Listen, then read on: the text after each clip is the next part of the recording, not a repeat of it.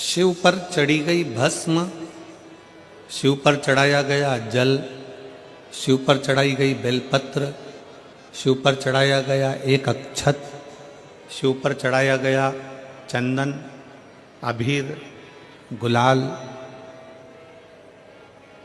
शिव पर चढ़ाया गया पंचामृत, शिव पर चढ़ाया गया गाय का दूध। ये सभी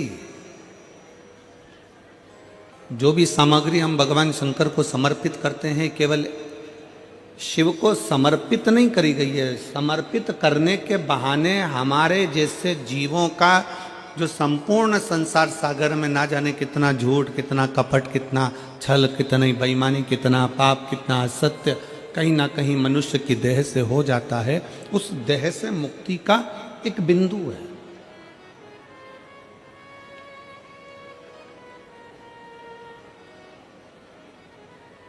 और बड़े ध्यान से सुनिएगा, आप अगर शंकर जी को जल चढ़ा रहे हो, एक लोटा जल भगवान शिव को समर्पित कर रहे हो, तो यह ना सोचिए कि शंकर को आपके जल की जरूरत है।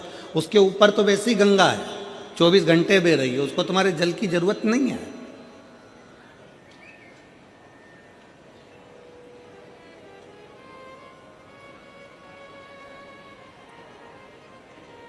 आप देवाधिदेव महादेव को अगर एक लोटा जल चढ़ा रहे हो, तो यह विचार ना करिए कि शंकर को तुम्हारे जल की जरूरत है।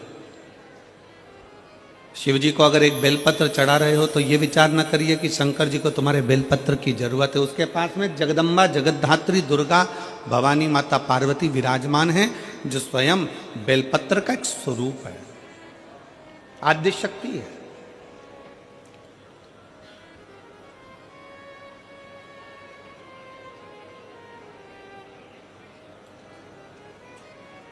भगवान शंकर को अगर दिया लगा रहे हो, तो दीपक जला रहे हो, दिया लगा रहे हो, तो ये ना सोचिए कि हम भगवान शंकर को दीप लगा रहे हैं। उसको तुम्हारे दीप की जरूरत नहीं है, उसके मस्तक पर चंदा विराजमान है।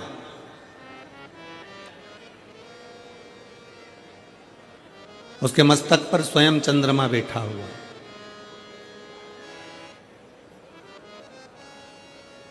भगवान शंकर को तुमसे कुछ भी नहीं चाहिए, कुछ भी नहीं। आप अगर विचार करो कि मैं शंकर जी को जल चढ़ा रही हूं, शंकर जी को जल की जरूरत है नहीं है। जो जल आप शंकर भगवान को चढ़ा रहे हो, शिव को तुम्हारे जल की जरूरत नहीं है। शंकर जी को जो जल चढ़ा रहे हो, वो जल की जरूरत तुमको है। जिस दिन तुम्हारा दुख का समय आएगा, तुम्हारा चढ़ाया गया एक लोटा तुम्हारे सामने आकर खड़ा होगा। जो तुमने भगवान को दिया है, जो तुमने भगवान को प्रदान किया है, जो तुमने भगवान को दिया है। एक चरित्र आता है, स्मरण में रहे आपके। एक राजा ने अपने नगर में सूचना कर दी कि मुझे नहीं मालूम कि मरने के बाद क्या होता है। एक राजा ने सूचना कर दी कि मुझे नहीं मालूम कि कब्र के अंदर होता क्या। जब किसी व्यक्ति को दफना देते हैं, किसी व्यक्ति को भूमि की समाधि दे देते हैं, तो उसके साथ होता क्या है मुझको नहीं मालूम।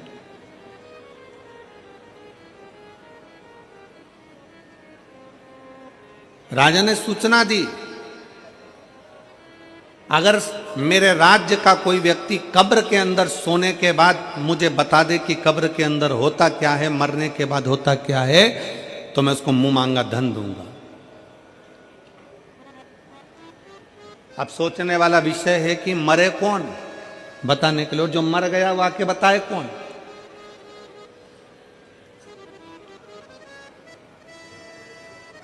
कोई हमसे पूछे कि गुरुजी तुमने कहीं स्वर्ग देखा है, तुमने कहीं नरक देखा है, तो शिव महापुराण की कथा कहती है कि जो चले जाता है वो आकर बताता नहीं है कि वो स्वर्ग में है कि नरक में है।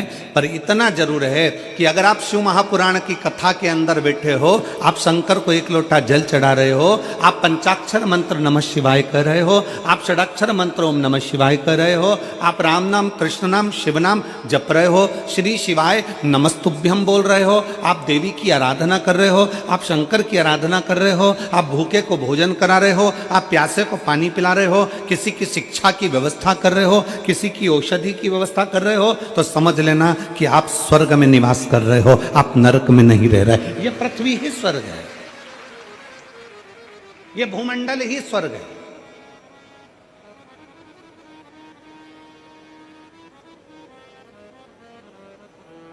अब राजा ने सूचना कर दी कि कोई मुझे बता दे कि कब्र के अंदर होता क्या है, मरने के बाद होता क्या, कोई मुझे सूचना दे होता क्या। अब दे सूचना कोई।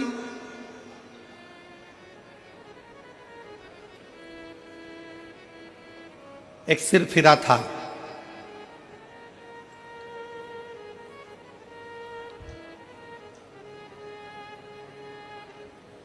बहुत कंजूस था। उसके मन में आया कि राजा ने सूचना दी है कि कब्र के अंदर होता क्या है, मरने के बाद होता क्या है, बताना है।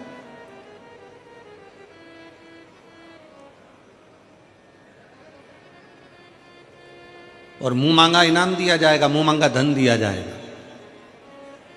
ठीक है। उस व्यक्ति ने, कंजूस ने विचार करा कि मैं अगर अंदर कब्र में चले जाऊंगा, सो जाऊंगा, 20-25 मिनट की बात है, राजा ने तो 15 मिनट दिए हैं, मैं 20 मिनट अगर कब्र के अंदर मिट्टी में दब के सो भी जाऊंगा तो आकर बता दूंगा कि क्या होता है। ठीक है।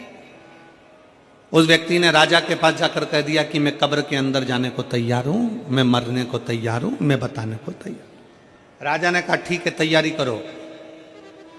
कब्र खोदी गई, उस व्यक्ति को लेकर आ रहे थे, पीछे उसके एक भिखारी पड़ गया। भैया थोड़ा सा दान दे दो ना, भैया तुम मरने जा रहे हो, तुम कब्र में सोने जा रहे हो, ए भैया थोड़ा सा दान दे दो ना। भिखारी कहे भैया भिक्षा दे दो ना, भैया मेरे कटोरे में कुछ डाल दो ना, भैया कुछ दे दो ना। अब वो भिखारी तो सोच रहा था कि मैं वापिस आऊंगा और सोने ही सोने की रकम मिलेगी, बस। अब ये भिखारी और वो कंजूस अलग, इसको क्या दूं। सामने पड़ा था कचरा, पत्तियों के थोड़े थोड़े जो सूखी पत्तियां पड़ी थी, वो पत्तियां उसने उठाई और उसके कटोरे में डाल दी भिखारी के। ले, ये ले तेरे कटोरे में मैंने दे दिया दान, भग यहां से जा, चल जा यहां से। और कटोरे में वो सूखी पत्तियां, पेड़ की सूखी पत्तियां, कचरा उठाकर डाला। भिखारी कचरा लेकर चले गया। इस व्यक्ति के लिए कब्र खोदी गई, उसको अंदर सुलाया गया, उस पे मिट्टियां डाली गई, मिट्टियां डालकर पूरा की पूरा पैक करा गया। अब जितनी जितनी मिट्टी डलती जा रही थी, उतना उतना उसका मन घबराते जा रहा था कि अब तो मरना निश्चित है। अब जीवित रहूंगा ही नहीं तो बताऊंगा कैसे, धन किससे लूंगा, पैसा किससे लूंगा, मेरे तो प्राण ही चले जाए।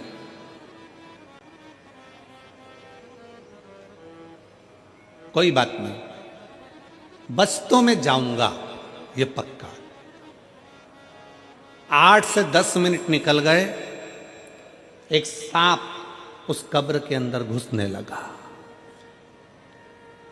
उसने मन में विचार करा कि अभी तो मैं बच भी जाता, पर अब तो पूरा ही मरा। सांप कब्र के अंदर आ रहा था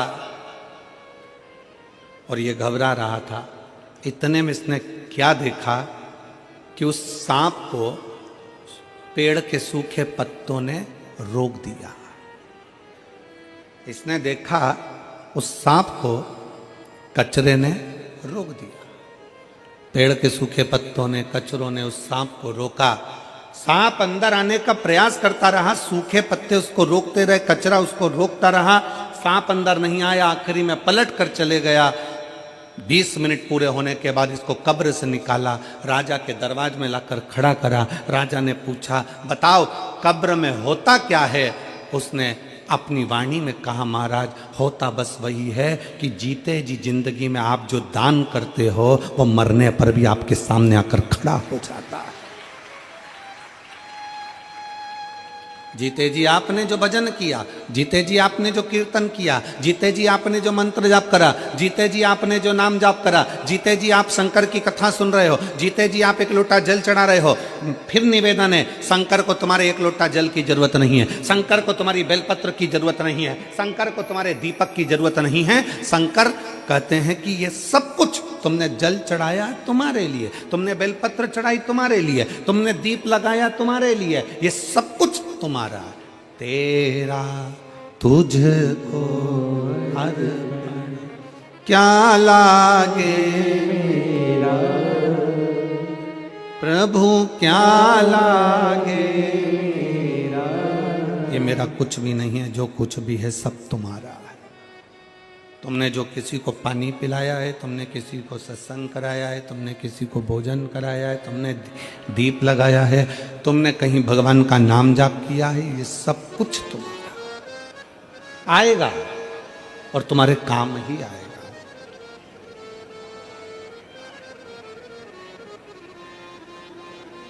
एक लोटा जल सारी समस्या का हल।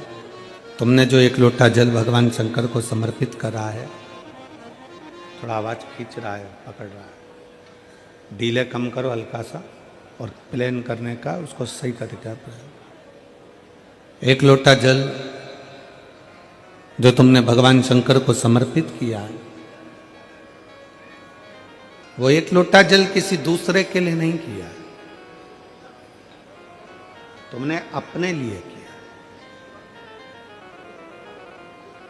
शंकर भगवान के पास में जो भस्म है, शिव जी के पास में जो बेलपत्र है, शिव जी के पास में जो चंदन है, शंकर जी के पास में जो बेलपत्र है, जल है, वो शिव का चढ़ाया गया एक एक सामग्री कोई साधारण नहीं होती, उसका बल बड़ा प्रबल होता है, बहुत प्रबल।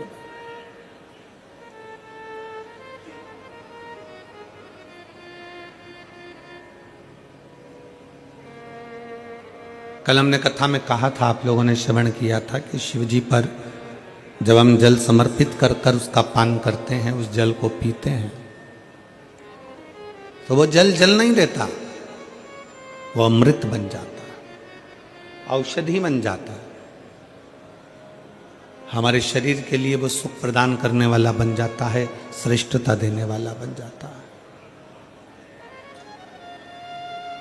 वो जल साधारण नहीं रह पाता। एक बड़ी सुंदर सी कथा आती है कि भगवान का चढ़ा हुआ सामग्री भगवान शंकर पर या माता पार्वती पर स्पर्श करी हुई सामग्री भी करोड़ों का सुख दे जाती है।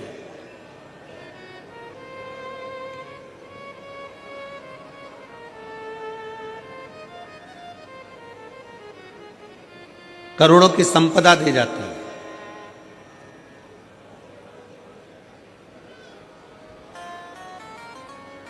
शिव योगी काशी प्रदेश में रहते हैं। काशी प्रदेश में रहते हुए शिव योगी का नियम था कि शंकर पर जो समर्पित करते हैं वो अपने तन पर धारण करें। शिव को अगर भस्म चढ़ाइए तो वो भस्म अपने तन पर धारण कर लेंगे। शंकर को अगर जल चढ़ाया गया है तो उस जल का आचमन कर लेंगे। शंकर भगवान को अगर बेलपत्र चढ़ाई गई है तो वो बेलपत्र भी अपने मस्तक पर रखकर उसका स्मरण करेंगे। शिव को अगर पुष्प चढ़ाया गया है तो वो पुष्प अपने कानों में लगा लेंगे।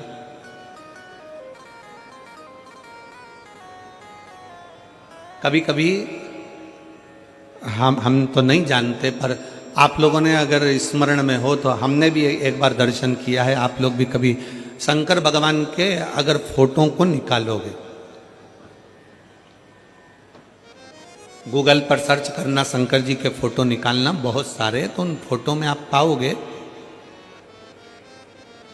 आप उन फोटो में दर्शन करोगे कि शंकर जी के कान में एक फूल, शिव जी के कान में कनेर का पुष्प खुसा रहता है। किस किस ने देखा है? किसी फोटो में आप लोगों ने दर्शन करा होगा कि शिव जी के कान में एक पुष्प यहां लगा रहता है।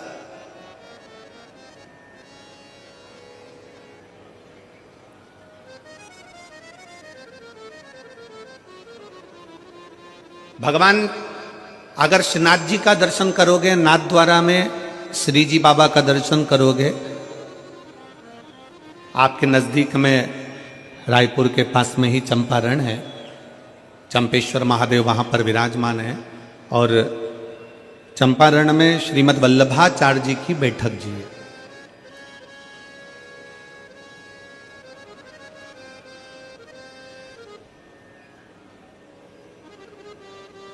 जिन्होंने पुष्टि मार्ग को प्रगटाया, ठाकुर जी के चरणों की सेवा सिखाई।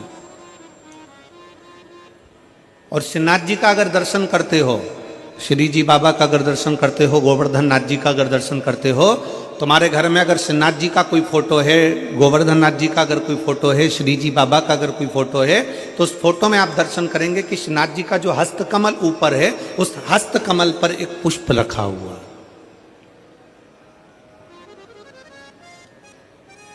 एक पुष्प श्रीनाथ जी के हस्तकमल पर है, एक पुष्प शंकर जी के कर्ण पर है। दोनों पुष्प साधारण नहीं है। श्री जी बाबा के हस्तकमल पर जो पुष्प है वो जमुना दास जी ने दिया था। वो पुष्प मेरे गोवर्धन नाथ जी के श्रीनाथ जी के हाथ पर आज भी रखा हुआ। वो पुष्प साधारण नहीं है जो भगवान श्रीनाथ जी ने अपने हस्त पर लिया, और वो पुष्प भी साधारण नहीं है जो भगवान शंकर के कानों पर रखा हुआ है। जमुना दास जी ऐसे संत जिन्होंने ठाकुर जी के इतने प्रिय कि ठाकुर जी के लिए रोज नई नई माला तैयार करते थे, रोज नया नया श्रृंगार तैयार करते थे। भगवान गोवर्धन नाथ जी के लिए, श्रीनाथ जी के लिए रोज नया नया श्रृंगार बनाते थे। एक दिन जमुना दास जी ने एक डलिया में पुष्प देखा तो उन्होंने फूल वाले से कहा, पुष्प वाले से बोला, भैया ये फूल मुझे दे दो।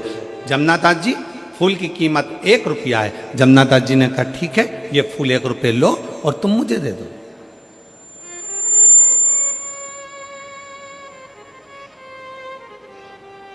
एक रुपया लीजिए और पुष्प मुझे दे दिए। वहीं से नगर का राजा निकल कर जा रहा था जिसका नाम था यवनराज, और यवनराज ने देखा कि डलिया में बड़ा सुंदर फूल है।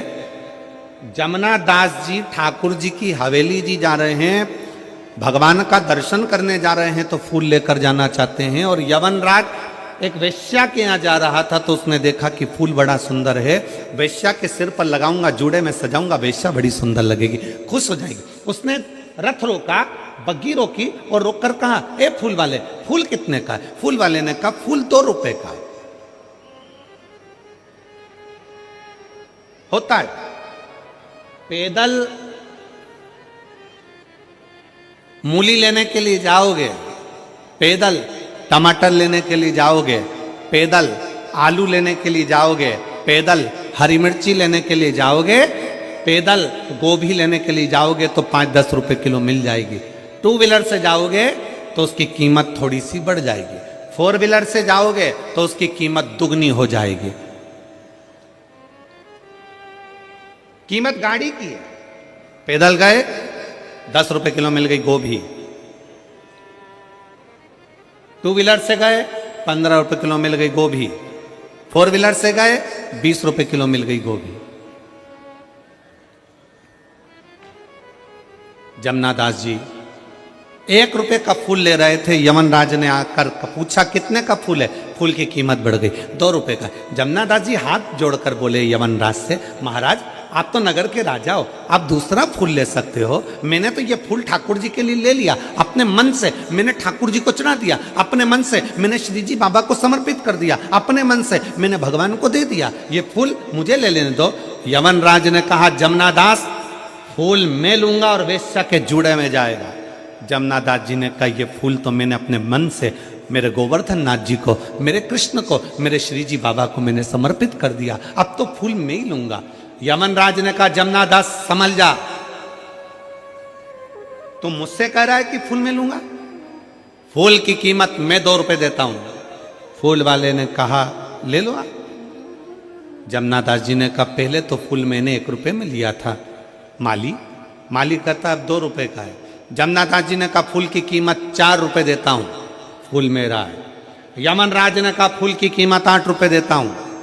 जमनादास जी ने कहा फूल की कीमत 10 रुपए देता हूं। यमनराज ने कहा फूल की कीमत 20 रुपए देता हूं, मैं नगर का राजा हूं, फूल मैं लेकर जाऊंगा। जमनादास जी कहते हैं फूल की कीमत में 40 रुपए देता हूं। यमनराज ने कहा फूल की कीमत 50 रुपए देता हूं। यमनराज ने कहा फूल की कीमत 100 रुपए देता हूं। यमनराज ने कहा फूल की कीमत 1000 रुपए। जमनादास जी कहते हैं फूल की कीमत 10,000 रुपए। जमनादास कहते हैं फूल की कीमत 10,000 रुपए। यमनराज कहते हैं फूल की कीमत 20,000 रुपए। जमनादास जी कहते हैं फूल की कीमत 50,000 रुपए। यमनराज 1,00,000 रुपए फूल की कीमत बोलने वाले थे, पर यमनराज को लगा 1,00,000 में तो 10 बेस्या घर पे ले आऊंगा, फूल को छोड़ो। जमनादास ने अपना मकान बेचा, अपनी जमीन बेची, 50,000 का फूल खरीद कर ठाकुर जी के चरणों में, जैसे ही कृष्ण भगवान के चरणों में पहुंचे, जैसे ही ठाकुर जी के चरणों में पहुंचे और जमनादास ने अपना फूल भगवान के चरणों में रखा, वैसे ही मेरे कृष्ण ने, मेरे गोवर्धन नाथ ने, श्री जी बाबा ने उस पुष्प को उठाकर अपने हस्त कमल पर रख लिया। आज भी जमनादास जी का फूल श्री जी बाबा के हस्त कमल पर आज भी रहता है। आज भी आपके घर में अगर फोटो हो तो उसका दर्शन करिए, फोटो ना हो तो मोबाइल पर सर्च कर कर दर्शन करो कि श्रीनाथ जी की मूर्ति पर, श्रीनाथ जी की फोटो में, श्रीनाथ जी के स्वरूप में आज भी श्रीनाथ जी के हस्त कमल पर एक पुष्प रखा रहता है, वो जमनादास जी का है। जमनादास जी ने कहा ठाकुर क्या मेरा ये पुष्प आपको पसंद नहीं आया? जमनादास जी के शब्द सुनकर ठाकुर जी कहते हैं जमनादास तेरा पुष्प तो इतना पसंद आया कि मैं इसको जिंदगी भर अपने हाथ पर रखूंगा, जिंदगी भर अपने हस्त पर रखूंगा।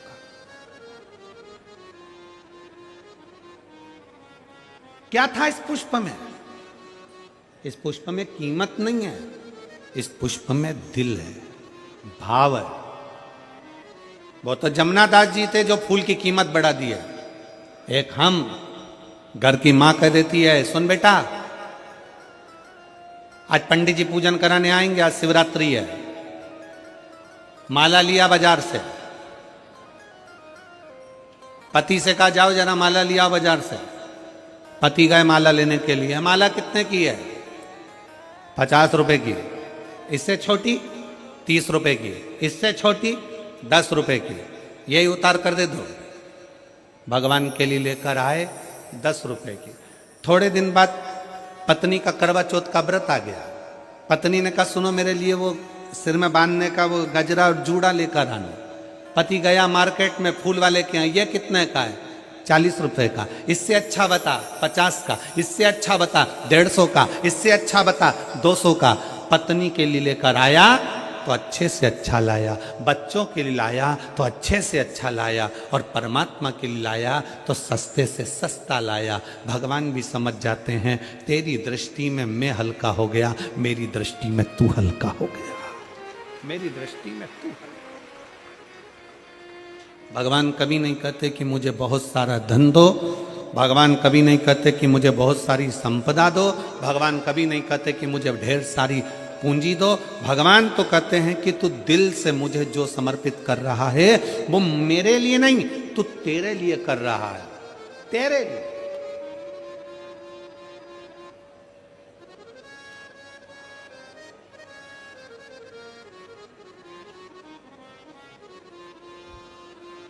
शिव योगी की कथा कर रहे, काशी प्रदेश में रहने वाला वो शिव योगी भगवान शंकर की भक्ति में झूमता, शिव जी को भस्म का श्रृंगार करता, वो भस्म अपने तन पर धारण कर लेता। शंकर जी को बेलपत्र का श्रृंगार करता, बेलपत्र अपने तन पर धारण कर लेता। भगवान शंकर को जल समर्पित करता, वो जल का आचमन कर लेता।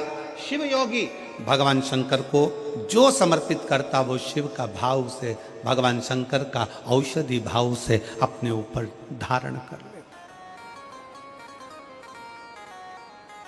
भगवान का चढ़ा भगवान को समर्पित किया गया, कोई साधारण हो सकता है?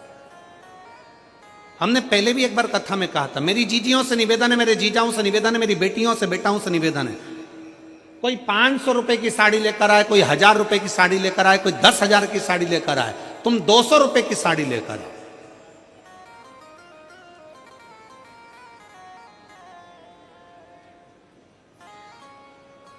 और किसी को मत बोलना कि ये साड़ी 200 रुपए की है। किसी को मत बोलो कि ये साड़ी 200 रुपए की है। वो साड़ी को तुम लाए, सबसे पहले उस साड़ी को उतार कर, उस साड़ी को उस पन्नी में से निकाल कर, उस पॉलिथीन में से निकाल कर, उस साड़ी को बैग में से निकाल कर सबसे पहले माता पार्वती जी को, जो घर में तुम्हारे देवी हो, कुल देवी हो, कुल देवता हो, शंकर जी का शिवलिंग हो, गणेश जी की मूर्ति हो, ठाकुर जी हो, लड्डू गोपाल हो, जो तुम्हारे घर में, उनको अपनी वो साड़ी लाकर एक बार उन पे चढ़ा दो, उनको छुआ दो। जब वो साड़ी उनको चढ़ा दोगे और वापिस लोगे तो वो क्या बन जाएगा? भगवान का प्रसाद। अब वो साड़ी नहीं रही, अब वो प्रसाद बन गई। चलो एक बात आपसे पूछें, भंडारे में गए हो कभी? अरे जम के तो बोलो जरा। आजकल छत्तीसगढ़ वाले कम बोलते हैं क्या? जम के तो बोलो जरा। भंडारे में गए हो? सब्जी खाई है? वो सब्जी तुम घर में बनाकर खाओगे तो वैसा स्वाद आएगा क्या? नहीं। भंडारे की पूड़ी में, भंडारे की सब्जी में, भंडारे के चावल में, भंडारे के दाल में। और हम तो जजमान जी से भी कहेंगे, कमल देवांगन जी से, देवांगन जी यहां भी कथा में भंडारा चला रहे हो तो एक निवेदन है, कभी आप भी 7 दिन में एक दिन उसका प्रसाद पाकर देखना, वो शंकर का अमृतमय प्रसाद होता है, वो भंडारा प्रसाद, उसका भाव बड़ा शुद्ध है। कभी मौका मिले तो एक आध बार गुरु नानक देव जी के गुरुद्वारे में लंगर में जाकर देखना। कभी मौका लग जाए, एक बार गुरु नानक देव जी का कहीं गुरुद्वारा हो और उस गुरुद्वारा का लंगर का प्रसाद चख कर देखना, उस प्रसाद की महत्वता को जानोगे कि लंगर जो हम चखते हैं उसका क्या है। कभी मौका लग जाए किसी सदगुरु के दरवाजे पर जाकर उस प्रसाद को पाकर देखिए। कभी मौका लग जाए तो कुबेरेश्वर धाम पर आकर जो खिचड़ी बाबा की मिलती है उस खिचड़ी का प्रसाद पाकर देखिए। कभी मौका लग जाए तो किसी संत साधु गुरुजन तपस्वी जन साधक उपासक के यहाँ जाकर उस तप बल से पकी हुई इस प्रसाद को पाई, उसका स्वाद देखिए। साड़ी वही है, 200 रुपए की साड़ी है। किसी को मत बताओ कि 200 की है, बस उसको ले जाके भगवान को चढ़ा दो, प्रसाद बन जाए। अब वो प्रसाद बन गई तो वो कीमत वाली हो गई, वो प्रसाद बन गई तो उसमें स्वाद आ गया, वो प्रसाद बन गई तो भगवान का स्वाद हो गया। स्वाद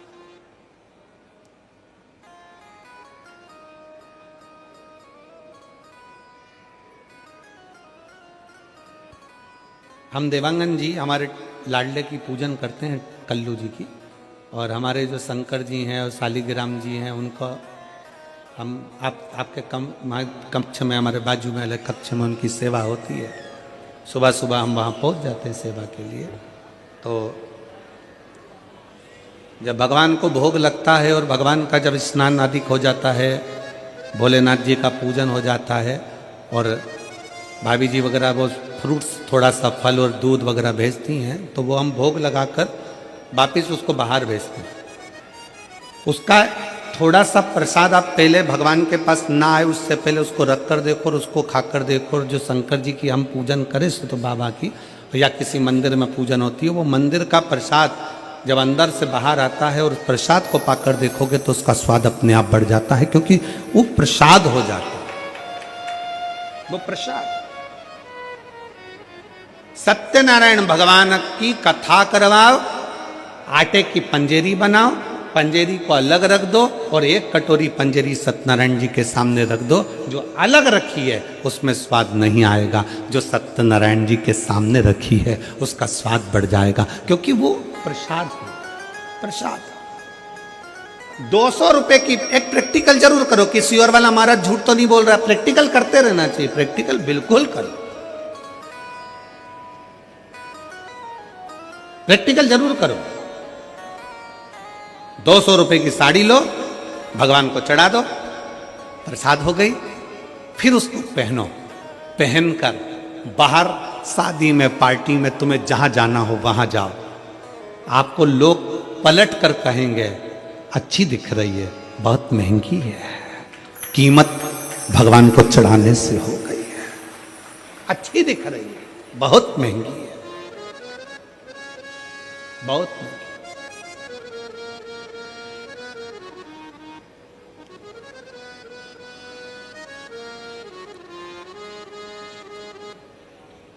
और तेरा ही दिया मैंने खाया पिया है, तेरा शुक्रिया है, तेरा शुक्रिया है। मुझे भोले बाबा ने बहुत दे दिया है, तेरा शुक्रिया है, तेरा शुक्रिया है, तेरा शुक्रिया है, तेरा शुक्रिया है। ये जायदाद दी है औलाद दी है, ये जायदाद दी है औलाद दी है। मुसीबत में हर वक्त इमदाद दी है, मुसीबत में हर वक्त इमदाद दी है। तेरा ही दिया मैंने खाया पिया है, तेरा शुक्रिया है, तेरा शुक्रिया है। मुझे भोले बाबा ने बहुत दे दिया है, तेरा शुक्रिया है, तेरा शुक्रिया है। एक साधारण से साधारण वस्तु की भी कीमत है अगर शंकर को समर्पित हो गई। साधारण सी वस्तु,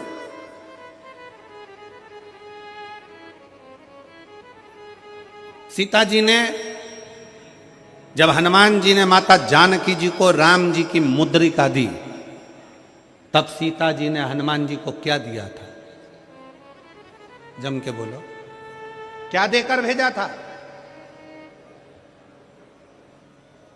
अरे बोलो तो, क्या देकर भेजा? हनुमान जी ने तो माता जानकी जी को मुद्रिका दी थी, अंगूठी दी थी। सीता जी ने क्या देकर भेजा था? अपनी चूड़ामणि। क्या देकर भेजा था? जम के बोलो जरा, अपने बालों की चूड़ामणि माता जानकी जी ने हनुमान जी को देकर भेजा। क्या थी चूड़ामणि? कहां से आई थी चूड़ामणि? वो चूड़ामणि इतनी विशेष क्या थी जो चूड़ामणि सीता जी ने हनुमान जी को दे दी?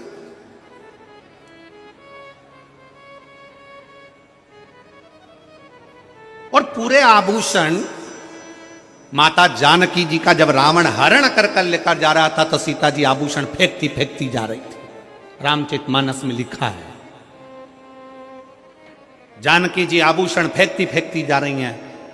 चूड़ामणि माता जानकी हनुमान को दे देती है कि राम जी को दे देता।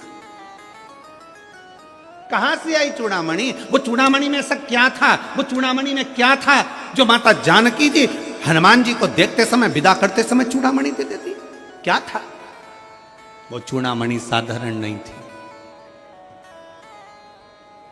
जब मंथन किया गया देवता और राक्षसों ने मिलकर, समुद्र मंथन करा, मंदराचल सुमेरु पर्वत की रई बनाकर, शेषनाग की नेति बनाकर जब मंथन किया, मंथन में रत्न निकले, माणिक मोती औषधि सब कुछ निकले। फिर रतन में लक्ष्मी जी प्रकट हो रही थी, उससे पहले एक देवी और प्रकटी थी।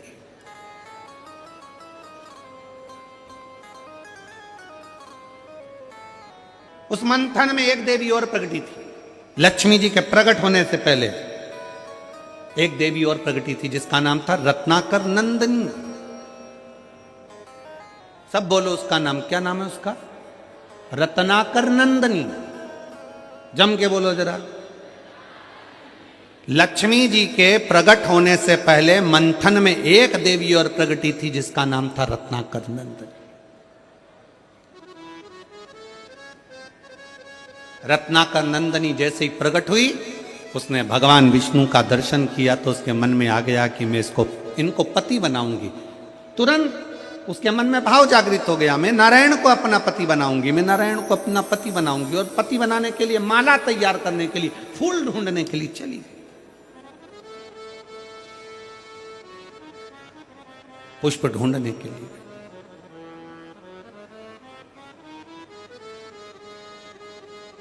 और रत्नाकर नंदनी जब फूल ढूंढने के लिए गई, इतनी देर में मंथन में प्रकट हो गई माता महालक्ष्मी।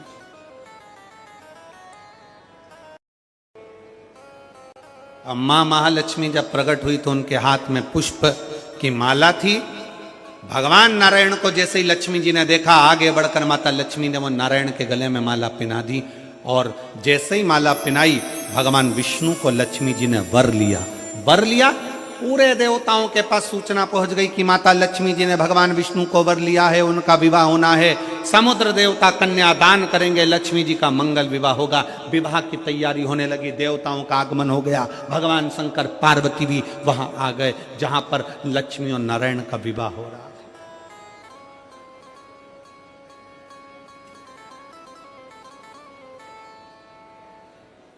पहुंच गए।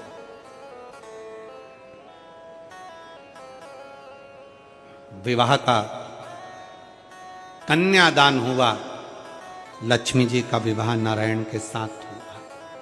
इतनी देर में रत्नाकर नंदनी आ गई, माला बनाकर, माला लेकर, पुष्प लेकर। स्वामी भगवान विष्णु को देखा तो भगवान विष्णु के पास में तो लक्ष्मी खड़ी थी।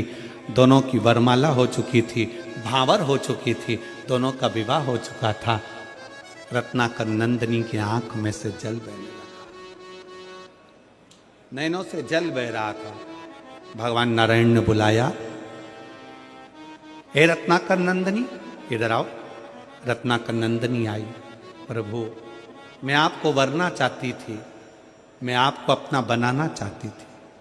भगवान कहते हैं, रत्नाकर नंदनी, मेरा विवाह लक्ष्मी जी से हो गया है।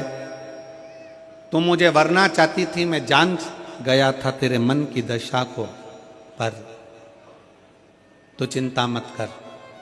कलिकाल में जब मेरा कल्कि अवतार होगा, तब मैं तुझे अपनी अर्धांगिनी बनाऊंगा। मैं तुझे अर्धांगिनी बनाऊंगा, तब तक तू त्रिकूट में, त्रिकूट पर्वत पर मां वैष्णो देवी के नाम से विख्यात होकर विराजमान होगी। तेरे में 3 देवियों की शक्तियां तेरे साथ होगी, वहां बैठेगी। राम अवतार में मैं स्वयं तुझे दर्शन देने के लिए आऊंगा। जब जब मृत्यु लोक पर आऊंगा, तब तब तुझे मैं दर्शन दूंगा। रत्नाकर नंदनी, तुम जा सकते। रत्नाकर नंदनी ने भगवान नारायण से कहा कि तुम्हारा विवाह हुआ है। शादी में अगर कोई आता है तो उसको विदाई दी जाती है।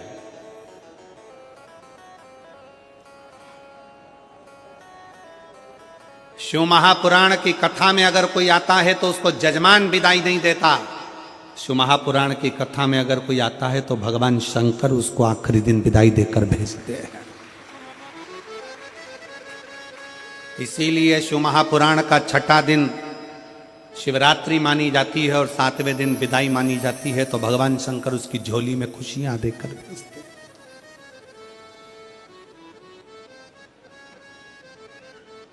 श्रेष्ठता।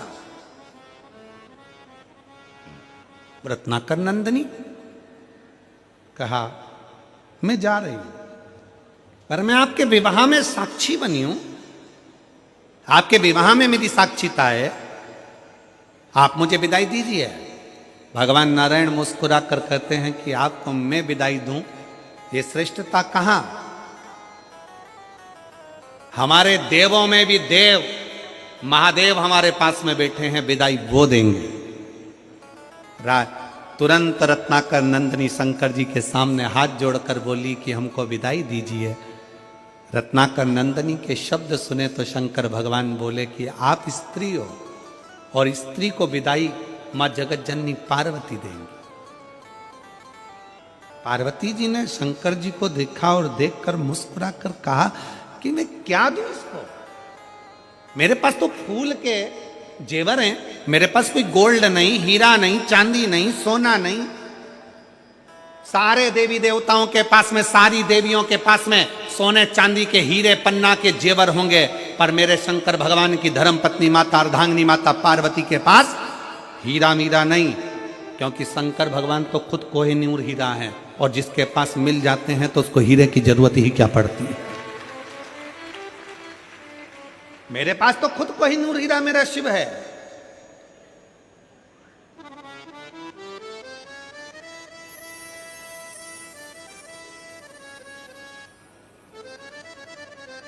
इसीलिए वो कहते हैं ना, जो नाम शिव का लेवे भोले जी दर्शन देवे, भोलेनाथ ब्यूटीफुल। जो नाम शिव का लेवे भोले जी दर्शन देवे, भोलेनाथ ब्यूटीफुल। जो नाम उसका लेवे भोले जी दर्शन देवे, Bholenath beautiful. Bholenath beautiful, Bholenath beautiful. भगवान शंकर तो खुद ही हीरा है, रतन है, माणिक है, सोना है। मेरा शिव तो खुद सुंदर है, इसलिए उसको कर्पूर गौरम करुणाव हारम संसार सारम भुजगेंद्र हारम सदा वसंतम हृदयारविंद भवम भवामी सहितम। पार्वती जी मुस्कुरा कर कहती है, मेरे पास कोई आभूषण नहीं है, मैं क्या दूं। रत्नाकर नंदनी को विदाई में क्या दूं। शंकर भगवान ने कहा, तुमने विश्वकर्मा जी से एक चूड़ामणि बनवाई है, वो चूड़ामणि तुम इस रत्नाकर नंदनी को दे दो। अभी कथा में कहा कि भगवान शंकर पर पार्वती जी पर चढ़ी हुई सामग्री कोई साधारण नहीं होती है, साधारण नहीं है। मेरी ये जीजियां बैठी हैं ना, मेरे जीजाओं, आप लोग कभी दर्शन करना। ये मेरी जीजियां जब देवी जी के मंदिर में जाती हैं ना, और देवी जी के मंदिर में या सुहागिलों में जब जाती हैं, सौभाग्यवती माताओं का कोई कार्यक्रम होता है उसमें जाती है, तो वहां से सिंदूरा लेके अपनी मांग में भर लेती है। बोलो री जीजियां सही है कि गलत है। वहां से घर में अगर कोई सुहागिल हो रही है, घर में कोई गोरानी हो गई है, घर में कोई देवी की पूजन हो रही है, उन्होंने कंकु लिया और अपनी मांग में भरा। क्यों, किस लिए, किसका? सौभाग्यता के। पार्वती, जो चूड़ामणि तुमने विश्वकर्मा जी से बनवाई थी अपने केशों में लगाने के लिए,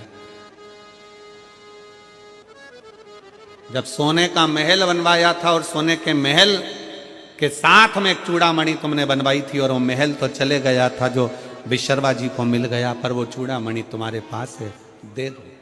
पार्वती जी मुस्कुरा कर कहती हैं, स्वामी, बालों से चूड़ामणि निकाली और दे दी रत्नाकर नंदनी को। रत्नाकर नंदनी से पार्वती जी ने कहा, सुनो रत्नाकर नंदनी, ये वो चूड़ामणि है जो मेरे स्वामी से कहकर मैंने बनवाई थी,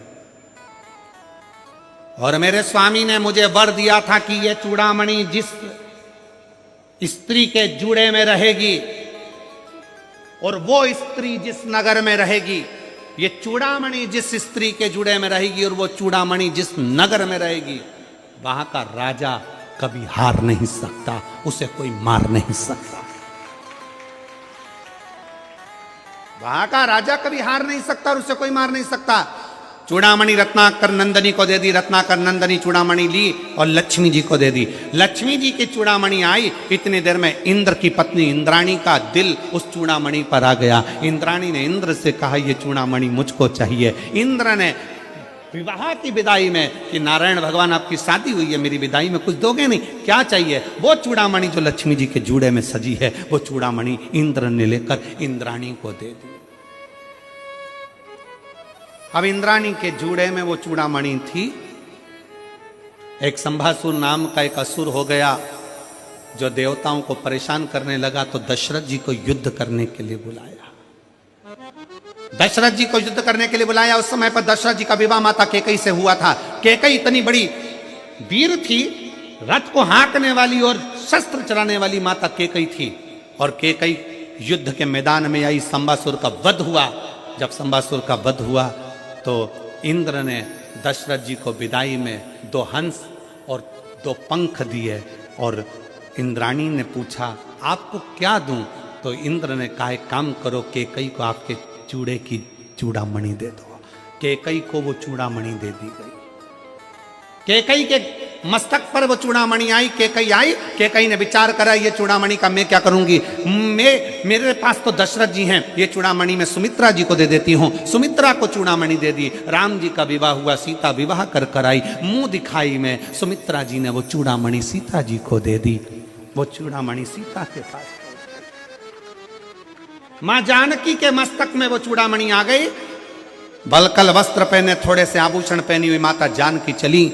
वन में जाने पर जब उनके वस्त्र, उनके आभूषणों को फेंका गया, चूड़ामणि उनके मस्तक पर रह गई। लंका में चली गई। हरण होकर जब लंका में पहुंची, हनुमान जी मुद्रिका लेकर आए, तब सीता जी को ध्यान आया कि ये वो चूड़ामणि है जो दशरथ जी ने कहा था, सुमित्रा जी ने कही थी, ये चूड़ामणि जिसके जूड़े में रहेगी और वो जूड़े में लगी हुई स्त्री जिस नगर में रहेगी, वहां का राजा कभी मर नहीं सकता और वहां का राजा कभी हार नहीं सकता। अगर ये चूड़ामणि लंका में रह गई तो मेरे राम इस रावण को नहीं मार सकते। इसलिए हनुमान जी के आते से सबसे पहला काम करा, चूड़ामणि को लेकर भेज दिया। फिर लंकापति मरा है,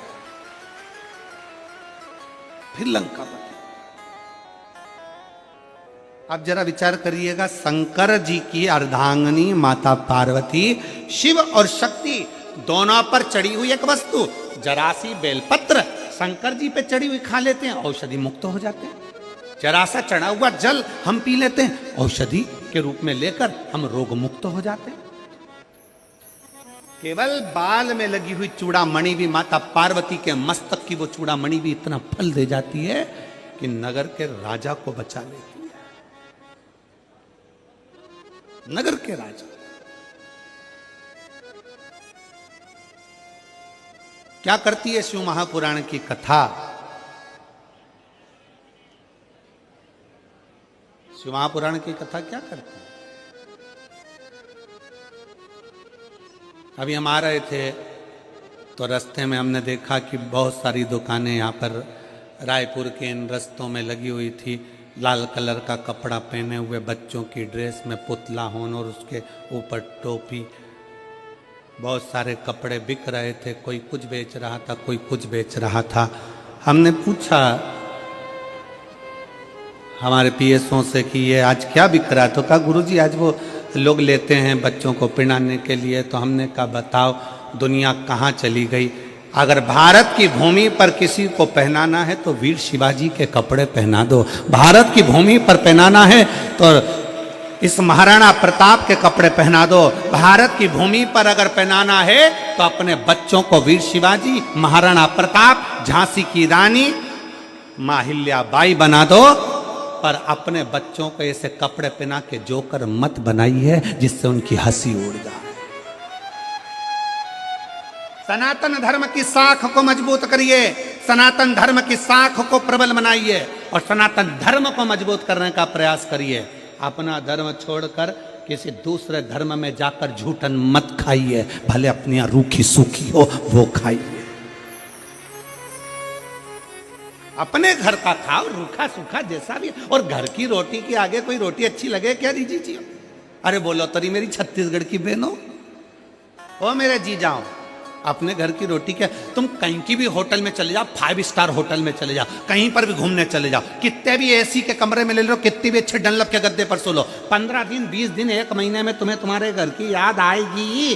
कितनी भी तुम मटर पनीर खा लो, पालक पनीर खा लो, चाहे तुम दुनिया भर की सब्जी खा लो, भगर मगर जो भी हो तुम्हारा, वो क्या बोलते हैं उसको, मीन चाउमीन और कुत्ता नहीं कोत्ता, हाँ मोमोज, हाँ जो भी तुम्हें खाना है सब खा लो। पर कितना ही खा लो, उसके बाद भी तुमको 8-15 दिन में याद आएगी कि मेरी मम्मी के हाथ की मुझे रोटी याद आ रही है, मेरी पत्नी के हाथ का भोजन याद आ रहा है। बस वही, तुम दुनिया में थोड़ी बहुत चमक ममक इधर उधर की देख के चले जाते हो दूसरे धर्म की ओर, सनातन धर्म को छोड़कर दूसरे धर्म की ओर चले जाते हो, थोड़ी सी चमक देखी और बढ़ जाते हो ना। सनातन धर्म से बड़ा कुछ नहीं है। अपने सनातन को बचाने के लिए तो गुरु नानक देव जी ने अपने बाल तक बढ़ा लिए थे, जटा तक बांध ली थी कि सनातन को मजबूत रखूंगा, रक्षा के लिए। धर्म रक्षा बहुत जरूरी है, सनातन रक्षा बहुत।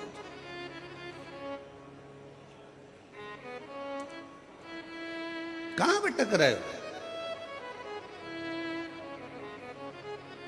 कहां? और अभी अभी वो लोग कहेंगे वो 31st,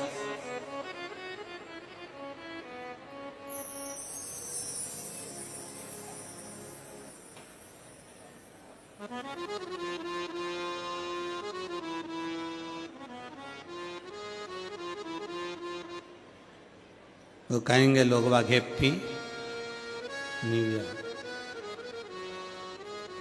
कुछ नहीं हुआ, केवल कैलेंडर बदला, तुम तो जैसे थे वैसे की वैसे ही रह गए। क्या मतलब?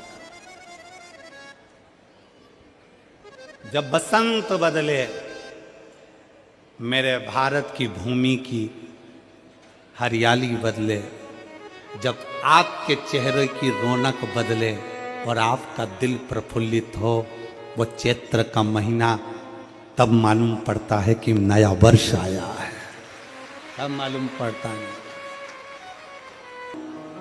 अपने मन के भाव बड़े आनंद के साथ बाबा से प्रार्थना करेंगे, दिल से निवेदन करेंगे। जहां जगह मिले वहां बैठकर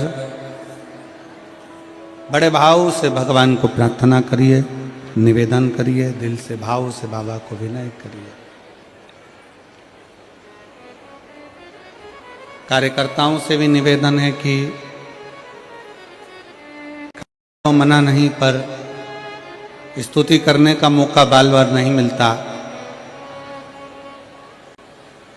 बाबा से विनय करने का मौका मिला है, दिल से प्रार्थना करिए, भाव से सब कहिए, साथ में बोलेंगे, बाबा से निवेदन करेंगे।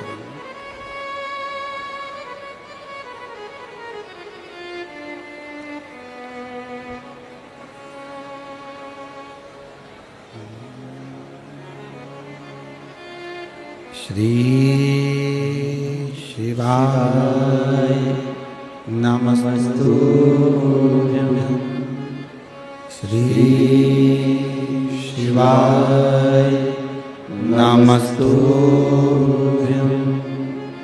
श्री शिवाय नमस्तुभ्यं, श्री शिवाय नमस्तुभ्यं, श्री शिवाय नमस्तुभ्यं। भोला सब दुख काटो हमारा, ओ भोला सब दुख काटो हमारा। शिव शंकर जपो तेरी माला, भोले बाबा जपो तेरी माला। भोला सब दुख काटो हमारा, ओ भोला सब दुख काटो हमारा। वेश है मंगल मंगलकारी, वेश है मंगल मंगलकारी। शमशान वासी हमारा, शमशान वासी हमारा। ओ भोला सब दुख काटो हमारा, ओ भोला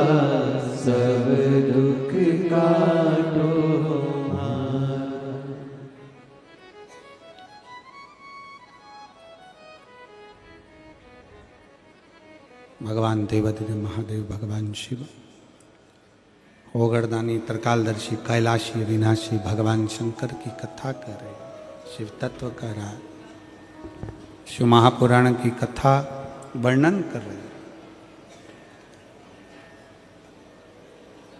माता पार्वती जी को स्पर्श करी हुई वो चूड़ामणि राज्य के राजा को कभी हारने नहीं देती। शंकर भगवान पर चढ़ी हुई बेलपत्र या चढ़ा हुआ जल आपको कभी गलत जगह पर जाने नहीं देगा, आपकी जिंदगी को संवारेगा जरूर। शिव का चढ़ा जल एक पत्र है,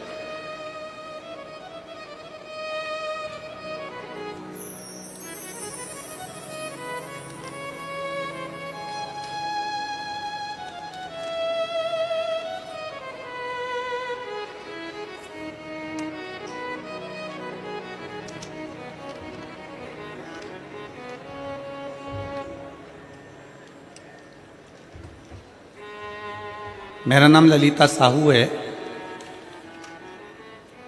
मेरी बेटी का नाम मोनिका साहू है। मैं बोरसी दुर्ग छत्तीसगढ़ की निवासी हूँ। कहीं बैठी हों तो हाथ हिला सकती हैं, कहीं बैठी हों तो हाथ हिला सकती हैं।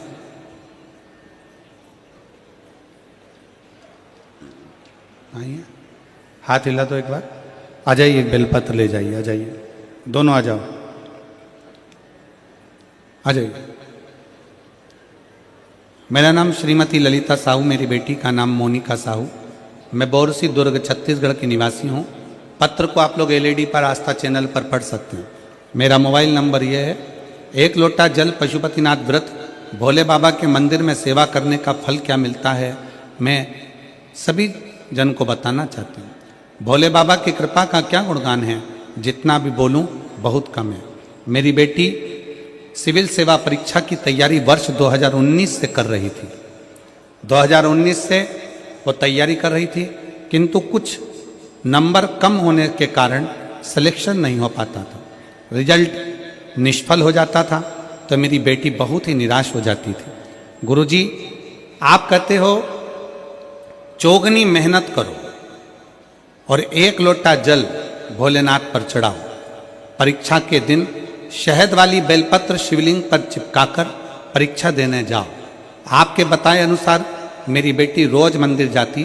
परीक्षा के दिन बेलपत्र में शहद लगाकर भोले बाबा के शिवलिंग को चिपकाकर परीक्षा देने गई। मैं पशुपतिनाथ का व्रत की, परिवार सहित सीहोर गई, कंकर शंकर की पूजा की। 17 अगस्त 2024 की कावड़ जाकर भरी। बाबा की जो 2024 की कांवड़ थी वो भी जाकर भरी है।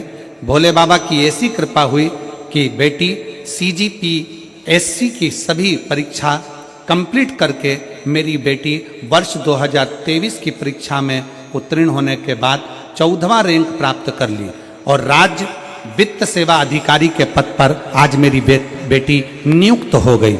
मैं बाबा को यहाँ धन्यवाद देने के लिए आई हूँ। कहीं बैठे हैं तो आकर आप बेलपत्र ले सकते। अगला पत्र है। मेरा नाम विनोद सेन, पिता श्री देवलाल सेन। कहीं बैठे हों, ग्राम पंचायत नवगांव, पोस्ट रोंधा, तहसील धमधा, जिला दुर्ग, छत्तीसगढ़ का निवासी हूँ। मेरा मोबाइल नंबर ये है। कहीं बैठे हों, विनोद सेन, पिता श्री देवलाल सेन, ग्राम आप ही हैं। आ जाइए, एक बेलपत्र ले जाओ बेटा, हाथ हिलाओ एक बार, वापिस आ जाओ। मेरा नाम विनोद सेन, पिता श्री देवलाल सेन, ग्राम पंचायत नवगांव, पोस्ट रोंदा, तहसील धमदा, जिला दुर्ग, छत्तीसगढ़ का निवासी हूँ। मेरा मोबाइल नंबर ये है। एक लोटे जल का मैं क्या महत्व बताऊँ गुरुजी। 2022 से आपकी कथा टीवी पर आपकी कथा सुन रहा हूँ गुरुजी। 22 वर्ष मेरा उम्र है। 2023 में मैंने अपना ग्रेजुएशन पूर्ण किया और 2023 में ही मैंने एक सरकारी नौकरी के लिए परीक्षा दिया। उससे पहले मैंने कोई कोचिंग या तैयारी नहीं किया था। मैं बहुत कम उम्र में से शिव जी की भक्ति में लगा हूं। बस बाबा पे भरोसा करके और एक बेलपत्र शहद लगा के बाबा को प्रणाम करके परीक्षा दिला दिया। 2024 सितंबर में आपका उसका परिणाम आया और उस परीक्षा में पास हो गया। CSPDL CL विद्युत विभाग में असिस्टेंट इंजीनियर के पद पर बाबा ने मुझे चयनित करा दिया। मैं गांव का पहला लड़का हूं जो सरकारी नौकरी में लगा हूं। बाबा, ये केवल बाबा की कृपा है जो मेरे गांव का पहला व्यक्ति सरकारी नौकरी में लगा। मैं बाबा को प्रणाम करने के लिए आया हूं। पहले मुझे, अब पत्र को जरा ध्यान से पढ़िएगा, पहले मुझे गांव और रिश्तेदार ताना मारते थे कि शिव जी की भक्ति से और पूजा पाठ से समय खराब होगा, ये सब छोड़ो और काम में ध्यान दो, ये सब छोड़ दो और काम में ध्यान दो। गुरुजी, बाबा ने मेरी नौकरी लगा के सभी को जवाब दे दिया कि शंकर जी पे चढ़ाया गया एक लोटा जल कभी खाली नहीं जाता, शिव भक्ति मूल। और देखो रे भाई, ओ छत्तीसगढ़िया सबले बढ़िया, थोड़ा ध्यान से सुनिएगा। आप शंकर जी के मंदिर जाओगे जल चढ़ाने, लोग ताना देंगे। आप शिव जी के मंदिर जाओगे, लोग ताना देंगे। आप कथा सुनने के लिए शिव महापुराण के पंडाल में आओगे, लोग ताना देंगे। आप होटल में खाने जाओगे, कोई ताना नहीं देगा। आप मदिरा का नशा करोगे, लोग खुश होंगे, बर्बाद हो जा। लोग ये चाहते हैं आप जब जब सनातन धर्म की ओर आगे बढ़ोगे, दुनिया के लोग आपको ताना दे देकर खींच कर पीछे लाएंगे।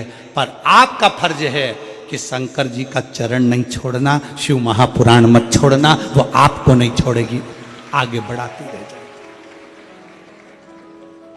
आगे बढ़ाती ले जाएगी। इस बेटे ने लिखा, पहले मुझे गांव और रिश्तेदार ताना मारते थे कि शिव जी के मंदिर में हो, क्यों झाड़ू लगाना, क्यों पोछा लगाना, क्यों पूजन करना, क्या होगा।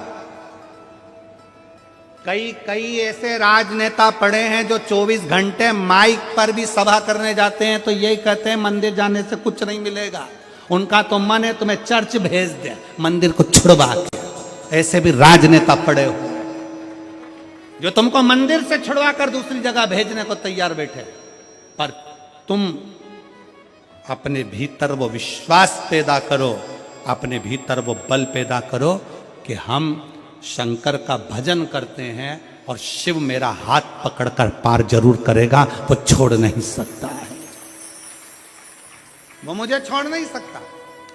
अब ये 2 पत्र तो पढ़े, एक पत्र और देखिए, एक पत्र और ध्यान।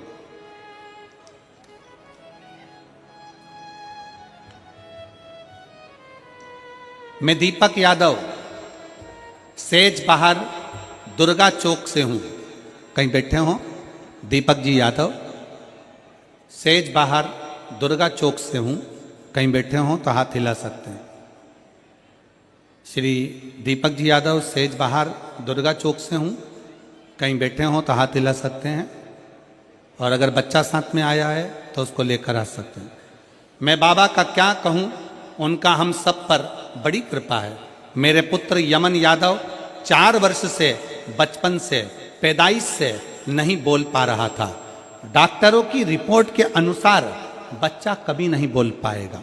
4 वर्ष का बच्चा मेरा बचपन पैदाइश से नहीं बोल पाता था। मैं बाबा का 1 लोटा जल का क्या वर्णन करूं गुरुदेव। 1 साल मैंने बाबा का चढ़ाया हुआ जल लाकर उसको पिलाना प्रारंभ करा और आज मेरा बेटा पूर्ण तरह से बोलने लगा। मैं बाबा को यहाँ धन्यवाद देने के लिए आया। कहीं बैठे हैं, हाथ हिलाओ। बच्चा आया है दीदी, बाबू आया है क्या साथ में? नहीं आया, आ जाओ आप, उसके लिए बेलपत्र ले जाना, आ जाइए। मेरा बच्चा पैदाइश बोल नहीं सकता था, 4 साल का हो गया, बोल नहीं पाता था। डॉक्टरों ने भी मना कर दिया था कि ये कभी नहीं बोलेगा। पर बाबा का 1 साल से जल पिला रहा हूं और बाबा की कृपा से बच्चे ने बोलना चालू कर दिया। मैं बच्चे का फोटो भी लगा रहा हूं। शिव तत्व, शंकर, ओघड़दानी, त्रिकालदर्शी, कैलाशी, शिव होता ही ऐसा। शिव भक्ति। आ जाइए। और लुटा दिया भंडार काशी वाले ने कर दिया ललिता साहब, माला बधाई आपको बहुत।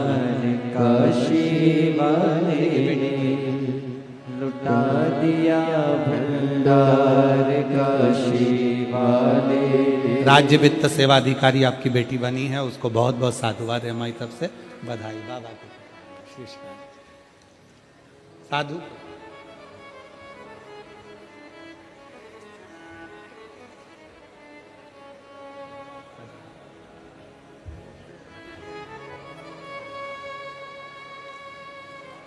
विनोद सेन, पिता श्री देवलाल सेन अपने गांव का पहला लड़का है जो सरकारी नौकरी में लगा है। एक बार जोरदार ताली बजाकर स्वागत करें।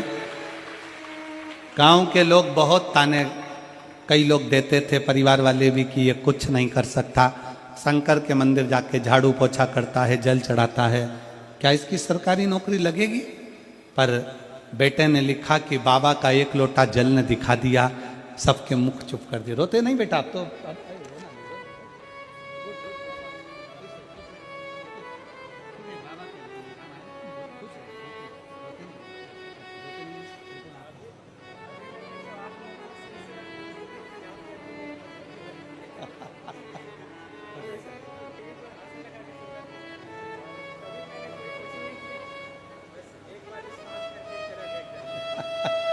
बेटा कह रहा है कभी मैंने कोचिंग नहीं करी, आपको गुरु मानकर श्री शिवाय नमस्तुभ्यम बोल पढ़ता रहा। आप कहते हो मेहनत 4 गुनी करो, मैंने मेहनत को 4 गुना कर लिया और बिना कोचिंग के आज सरकारी नौकरी में बाबा की कृपा से विद्युत विभाग के असिस्टेंट इंजीनियर के पद पर मैं नियुक्त हो गया। मैं बाबा को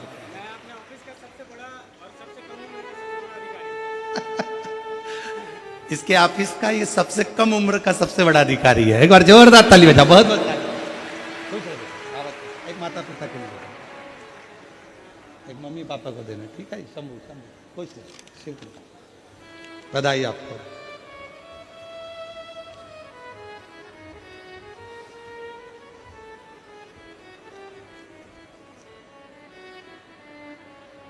और रिश्ता तेरा मेरा सबसे प्यारा, रिश्ता तेरा मेरा सबसे प्यारा, तू मेरा बाबा, मैं हूँ तेरा लाला, मैं हूँ तेरा लाला।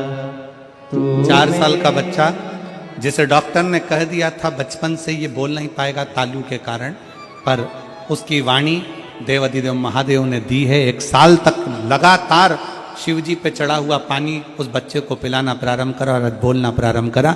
एक बार जोरदार ताली बजाकर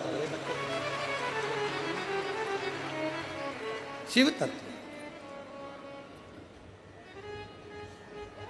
तू मेरा बाबा, मैं हूँ तेरा लाला, मैं हूँ तेरा लाला। तू मेरा बाबा, मैं हूँ तेरा लाला, मैं हूँ तेरा लाला। लाखों की संख्या में आप लोग पहुंचे हैं, पंडालों में जगह नहीं है, दिल से आप कथा श्रवण कर रहे हैं, हृदय से सुन रहे हैं, और ये हमारा विश्वास करता है, मेरा शंकर की भक्ति कहती है और मेरा विश्वास करता है कि मेरा भोलेनाथ आपकी भी झोलियां खुशियों से जरूर भरेगा और खाली नहीं भेजेगा। ये बोल बम का नारा है, जरा जम के दोनों हाथ उठाकर बोल बम का नारा है। सारी समस्या का हल ये विश्वास करता है, खाली नहीं जाओगे, भरोसा। आप शिव को, शिव का दरवाजा मत छोड़ो, शंकर की शरणागति मत छोड़ो, शिव की चौखट मत छोड़ो, शंकर की भक्ति मत छोड़ो। शिव कथा कर रही है, शिव महापुराण वर्णन कर रही है। एक 200 रुपए की साड़ी भी अगर भगवान शंकर को देवता को चढ़ाकर प्रसाद समझकर हम पहन रहे हैं, उसकी कीमत है।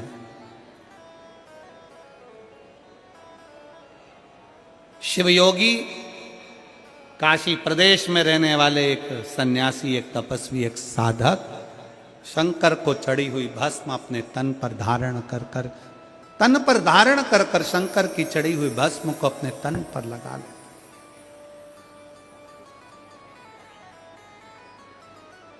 तन पर। हमने आपको एक बात कही थी कि अपने घर के दरवाजे पर श्री शिवाय नमस्तुभ्यम लिख दो। अपने घर के दरवाजे पर श्री शिवाय नमस्तुभ्यम लगा दो, चिपका दो। गाड़ी हो, घोड़ा हो, जो है आपके घर में, बाइक है, 4 व्हीलर है, ट्राली है, ट्रैक्टर है, सब पर लगा। उसका फल क्या मिल सकता है, उसका फल क्या प्राप्त हो सकता है? एक पत्र है।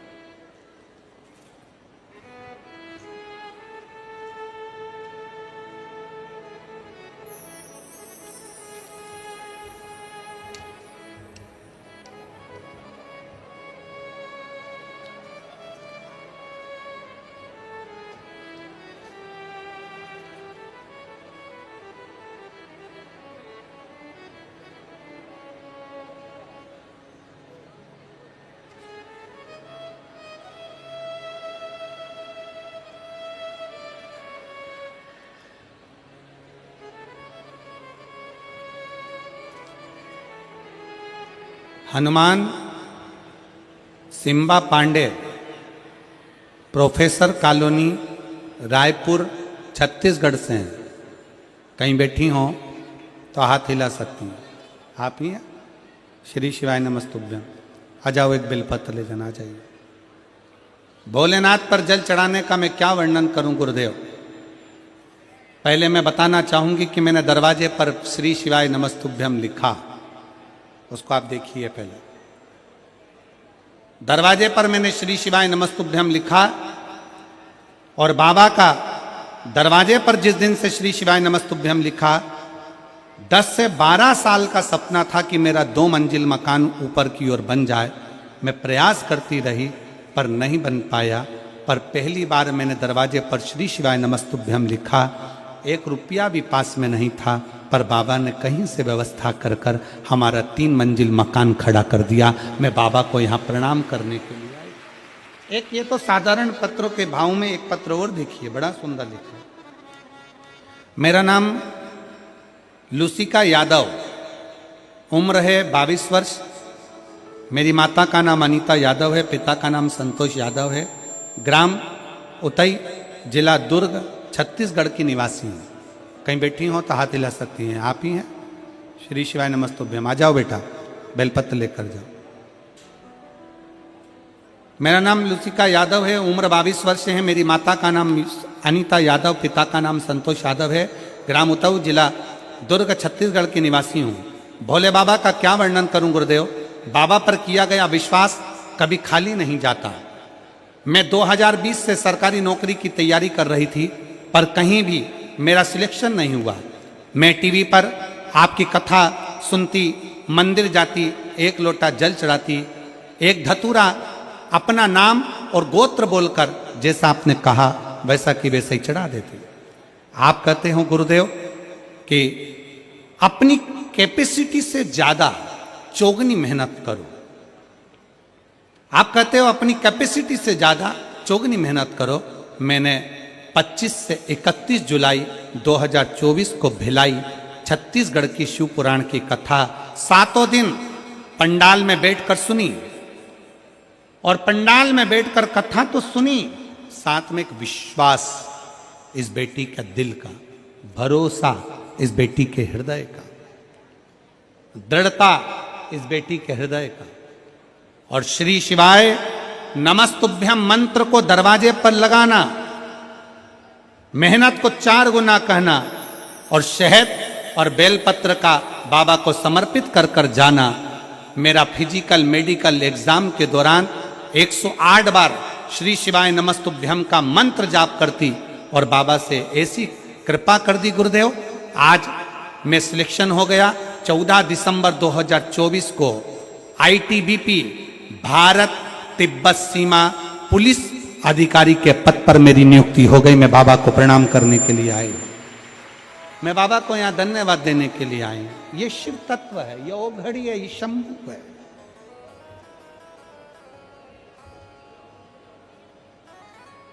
आप लोग कथा श्रवण करने के लिए बैठते हो, लोग कहते हैं गुरुजी क्या मिलता है? हम कहते हैं 7 दिन की कथा श्रवण कर रहे हो, कथा चालू हो उसके पहले आकर बैठो और कथा विराम हो, आरती हो, कर्पूर गौरम हो, जैसे ही आरती पूर्ण हो तब तक आप कथा का रसतत्व अपना आसन लगाकर अपनी व्यवस्था से बैठकर शिव को अपने दिल की बात कहकर आप जब यहाँ से जाते हो तो मेरा भोलेनाथ अकेला नहीं भेजता, मेरा शंकर आपके पीछे स्वयं चलकर वर देने के लिए आता है, स्वयं।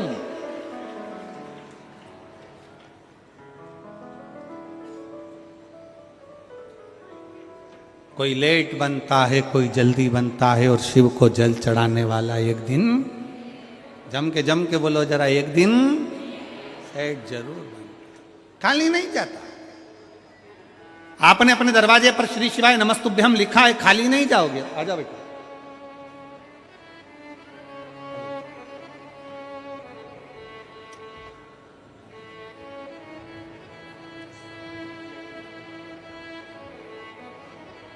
लूसी का याद है। बधाई बाबू, आपको बहुत बहुत बधाई हो, खुश रहो, बहुत अच्छा नाम है।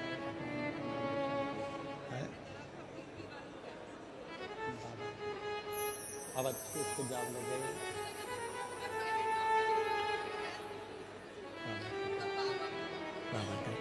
बेटी कह रही है मैं एक बार हिम्मत हार गई थी और प्राइवेट जॉब की तैयारी करने लगी थी, पर कथा सुनी, सोचा एक बार पंडाल में जाकर बैठती हूँ, सुना है कि पंडाल में मुराद पूर्ण होती है।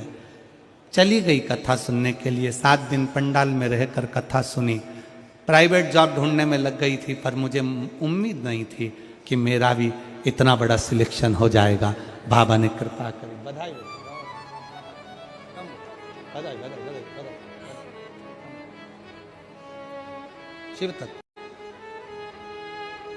और खाली ना जाता कोई, सब बोलिए, दर से तुम्हारे खाली ना जाता कोई, दर से तुम्हारे मैं भी खड़ी हूँ नदी बाहें पसार, अपने हृदय लगा लो गिरा जा रहा हूँ, उठा लो भोले अपने दर अब तो ना टालो, गिरी जा रही हो, उठा लो भरोसा करो शिव पर।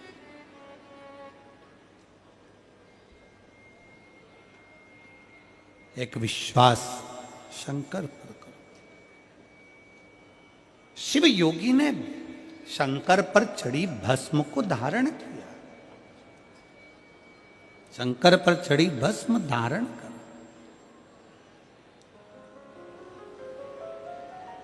जब व्यक्ति तप करता है ना, जब व्यक्ति साधना करता है ना, आराधना में डूबता है, तो उसका तेज बल बढ़ता है। हाजी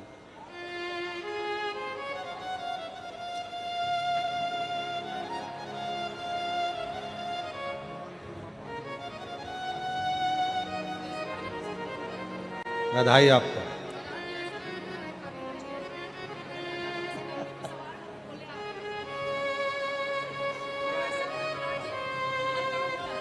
शिव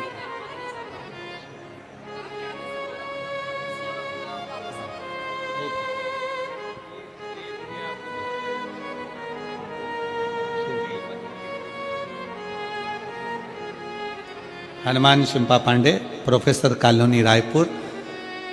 दीदी कह रही हैं कि श्री शिवाय नमस्तुभ्यम जब से दरवाजे पर लिखा है तब से बाबा ने खाली नहीं छोड़ा, उन्नति की ओर बढ़ाते ही चले जा रहा है, बढ़ा रहा है। शिव तत्व है,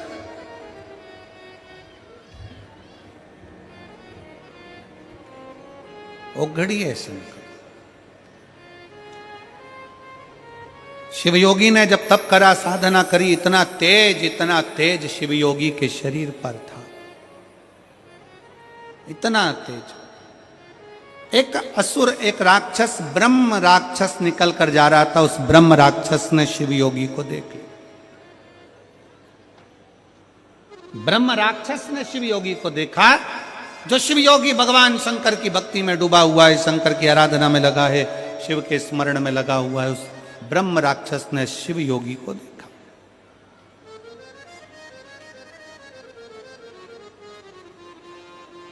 और शिवयोगी को देखकर ब्रह्म राक्षस उसको खाने के लिए उसके पास में गया। पर ब्रह्म राक्षस को यह नहीं मालूम था कि जो शिवयोगी तप साधना में लगा है वो भगवान शंकर की भस्म को चढ़ाकर अपने तन पर धारण करता है। उसको यह नहीं मालूम था कि शिवयोगी भगवान शंकर पर चढ़े हुए जल का आचमन करता है, जल पीता है। उसको यह नहीं मालूम था कि शिवयोगी भगवान शंकर पर चढ़ी हुई बेलपत्र का पान कर कर मस्तक का उसका स्पर्श करता है।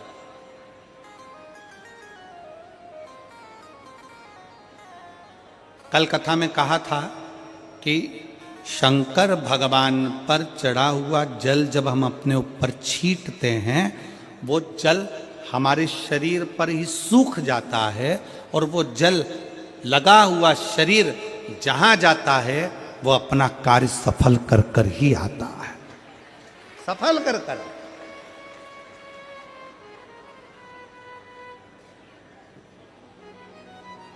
शिव महापुराण में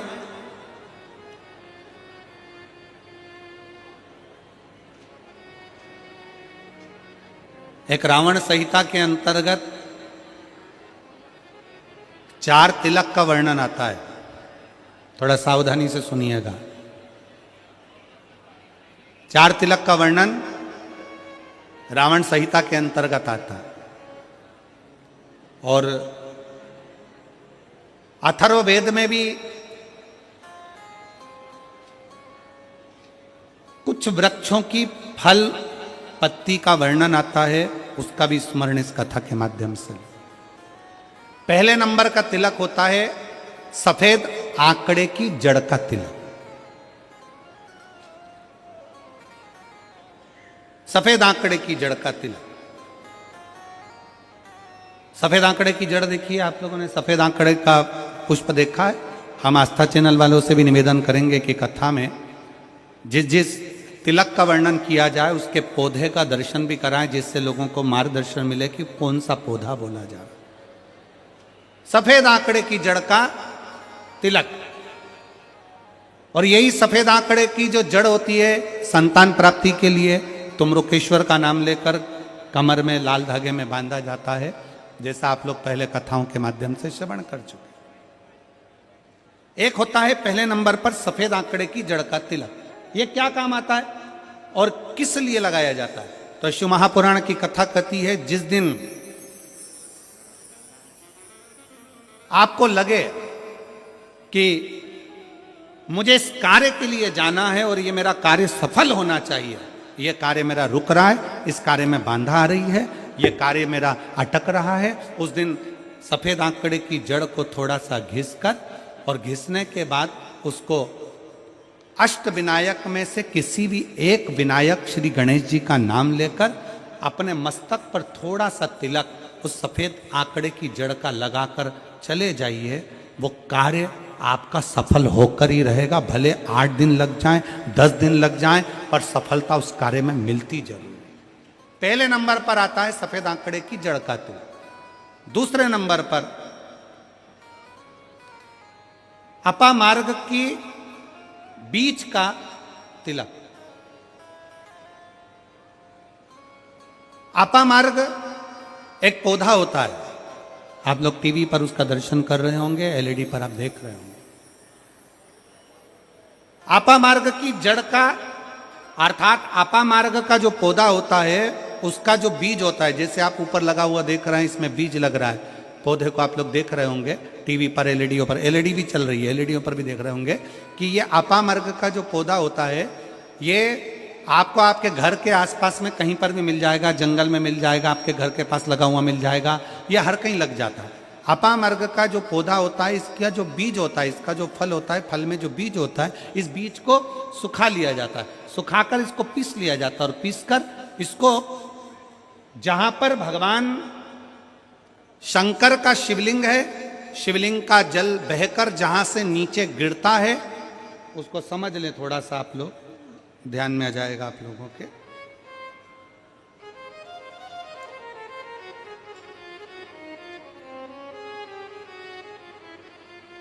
इधर देखिए, शिवलिंग की ओर ध्यान देंगे।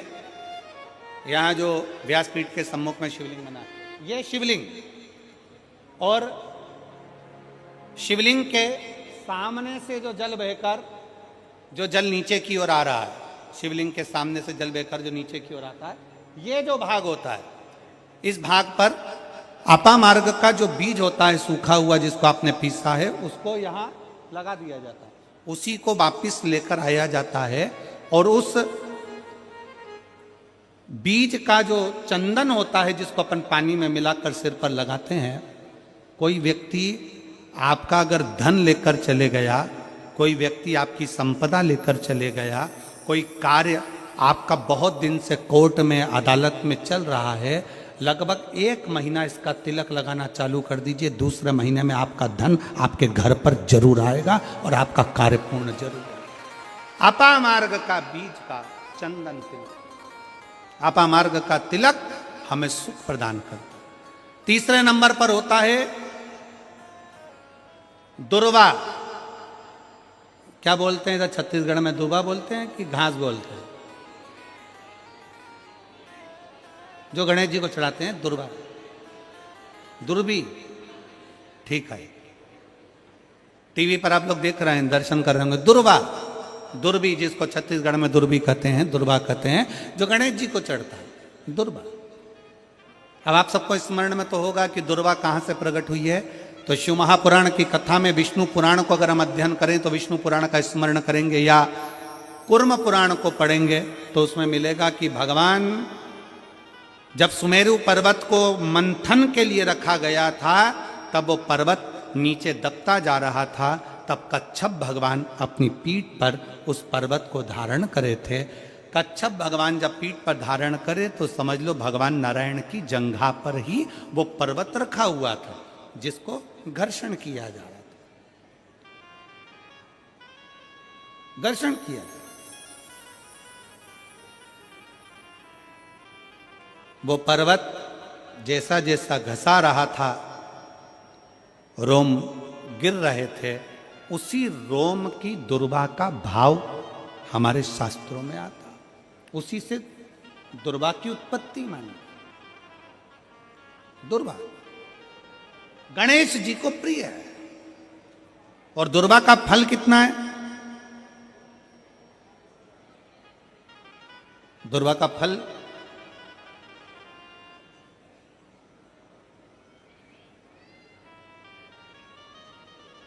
जब एक असुर ने उत्पात मचाया और गणेश जी के पास सूचना गई, तो गणेश जी ने उस असुर को निगल लिया था।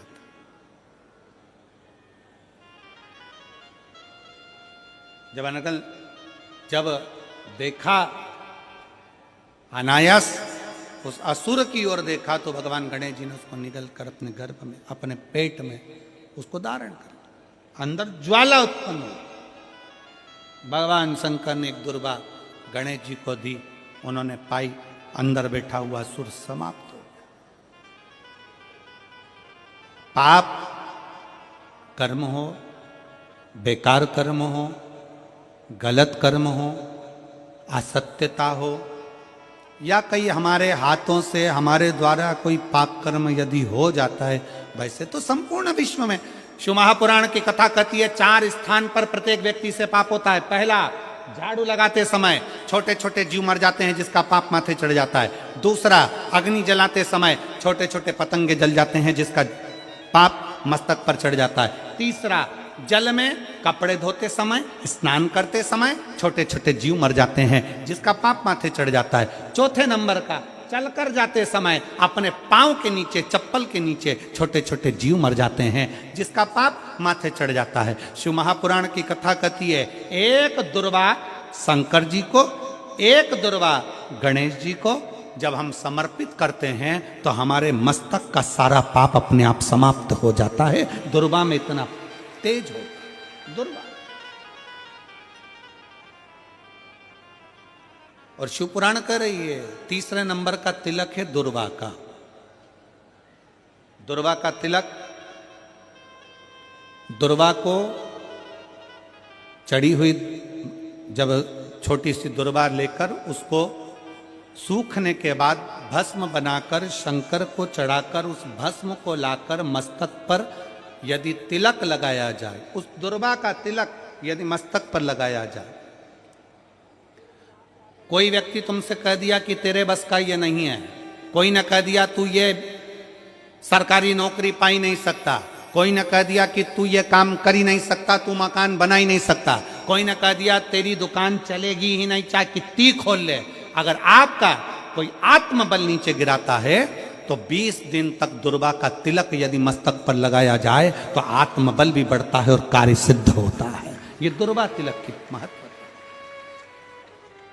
चौथे नंबर पर आता है बेलपत्र की जड़ का तिलक, जिसको हम पहले भी कथाओं में बोल चुके हैं कि बेलपत्र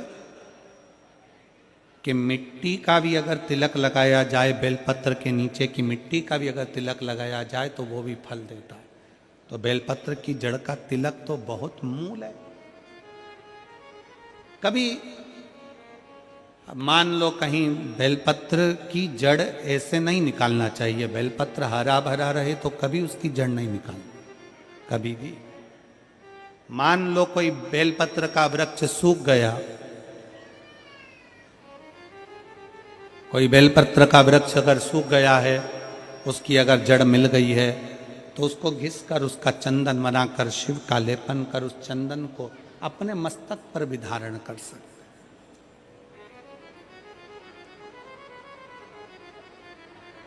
क्या होगा उससे? तो कहा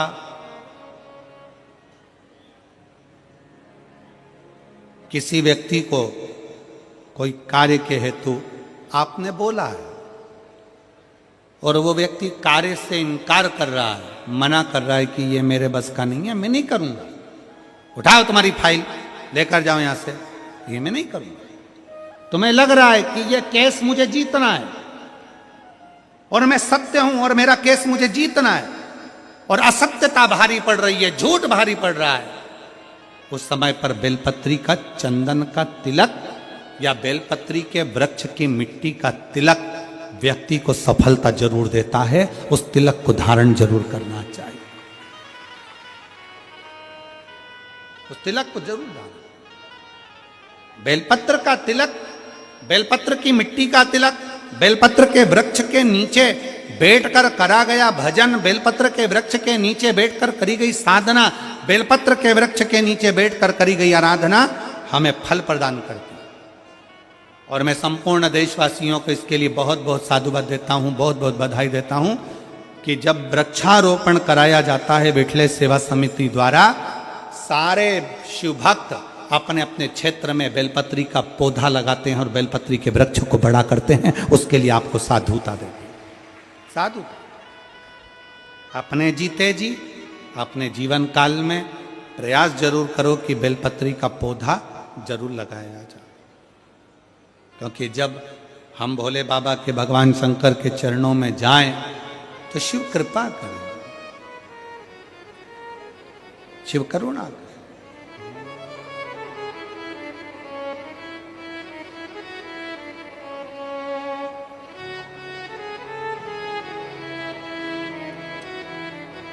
अपने स्थान पर बैठकर भगवान शिव जी से अपने मन की बात बड़े भाव के साथ दिल से प्रार्थना करिए, भाव से विनय करिए और दिल से बाबा को कहिए। जहाँ जगह मिले वहाँ बैठकर भाव से बाबा को विनय करो, निवेदन करो। बड़ी दूर दूर से आप लोग आए हैं, 100, 200, 500 रुपये खर्च कर कर बाबा के इस पवित्र कथा को श्रवण करने के लिए पहुँचे हो। जहाँ जगह मिले वहाँ बैठकर दिल से प्रार्थना करिए। सब साथ में बोलेंगे, आनंद से बाबा को अपने मन के भाव व्यक्त करिए।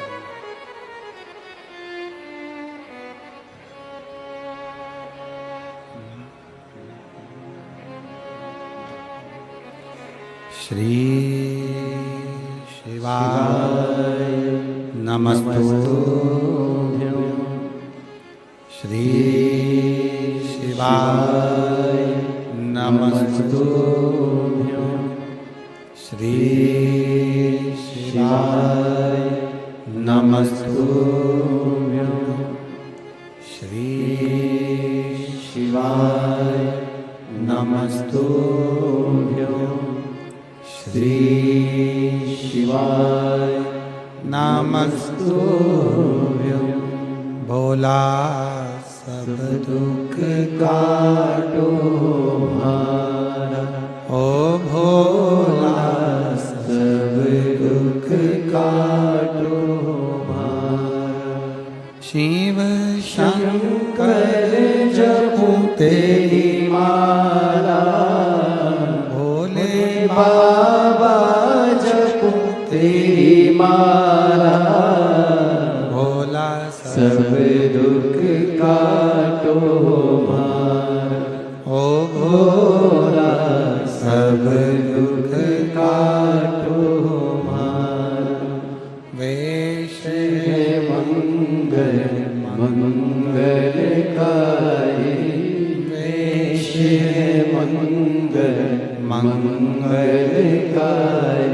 शमशान निवासी हमारा, शमशान निवासी हमारा। ओ भोला सब दुख काटो हमारा, ओ भोला सब दुख काटो हमारा।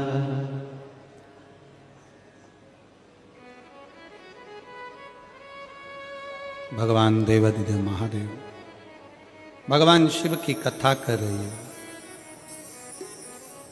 ब्रह्म राक्षस आया शिव योगी के पास में, हवा चली तन की भस्म उड़कर ब्रह्म राक्षस को लगी। ब्रह्म राक्षस राक्षस की योनि से छूटकर देवतुल्य बनकर देव के धाम चले गए। शंकर भगवान के चढ़ी हुई बेलपत्र भस्म जल हमारे शरीर से लगकर भी अगर किसी के शरीर को छू जाता है तो उसका कल्याण हो जाता है, उसका उद्धार हो जाता है। और मैं तो देवांगन जी आपको धन्यवाद देता हूं कि ये 2024 के विराम पर जो आपने कथा करवाई है, ना जाने कितने जीवों का कल्याण कर दिया है। बहुत बहुत साधुवाद है आपको, बहुत बहुत उसके लिए साधुता है आपको, बहुत बहुत धन्यवाद। ये शिव कृपा से, ये शंकर की कृपा से, शंकर की उदारता से, शंकर की करुणा से होता।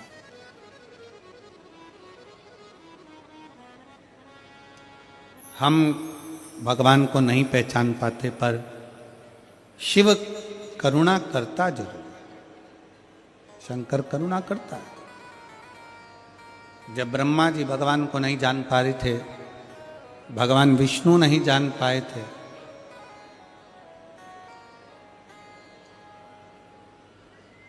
तब ब्रह्मा जी को सृष्टि की रचना का भार देने के लिए, सृष्टि की रचना का क्रम समझाने के लिए, सृष्टि की रचना का क्रम दिखाने के लिए स्वयं शंकर भगवान अर्धनारीश्वर का रूप धर लिए। हमारे बीच में अर्धनारीश्वर भगवान पधार रहे हैं। एक बार जोरदार ताली बजाकर उनका स्वागत वंदन।